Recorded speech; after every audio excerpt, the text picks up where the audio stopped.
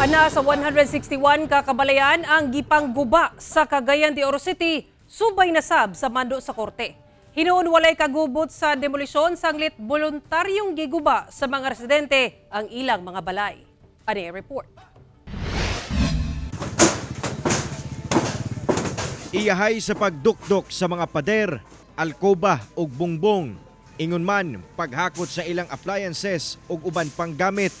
Ingon ani ang eksena sa dulan 200 ka mga panimalay sa Santa Cruz, Mandomol sa Barangay Makasandig, Cagayan de Oro City adlong Martes human nga gipatuman ang demolition order.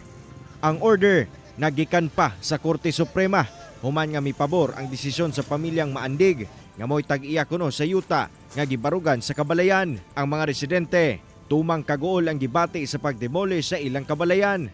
Ang uban dako ang pagmahay, labi pa nga sobra 20 katuig na silang nagpuyo sa lugar. Dismayado sab sila sa daw kulang nga hinabang nga ilang nadawatan gikan sa LGU. Naon tay mga kas-assistant unta ayuda nga bisag gamay lang unta nga para pambalon unta sa mua ba. Wala man gimi tagay. Oh. Iya wala po yung mga LGU sa kuan city nga hingani sa mua dinhi nga before pa sa demolition wala gi sila pakabana sa mua diri ba. Nagkaroon dagan na problema o kani para sa ilaha problema asa sila magpaingon. Dapat daw ni barangay captain or mga kuan diri sa kuan nga mag-assist pod sa mua. Giklaro sa Barangay Council sa Makasandig nga niadto pang Enero pa unta papahwaon ng mga residente. Apan gitugutan sila nga malugwayan og laing 3 ka bulan aron makapangita og kabalhinan. Wala sab kuno sila nagkulang sa pagpahimangno kanila nga adunay demolisyon nga ipahigayon tungod sa mando sa Korte Suprema. Andam sab kuno sila nga mutabang.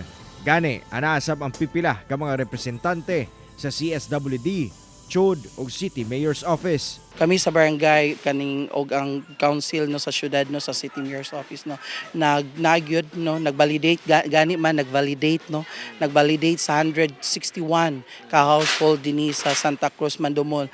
Gani man basin nakita ninyo nga naay naglabay nang agdala og bugas no, so, oo kay gipang validate na sila na inform na gyud na sila. Kumpleto sab ang kapulisan ug Task Force Oro nga naghatag og seguridad sa ginahimong demolisyon sa lugar. Gagamit na to ang salaang pulis na to para magkuhan sa mediation o negotiation na kailangan na gid sila mo vacate kay nag-order from court. So sa pagkakaroon wala na tay kuan, wala na resistance, pati mismo sila aside sa demolition team na 100 ka buok, nangunay na pod ang mga tagbalay. Kauban si Makoy Sempron sa kamera.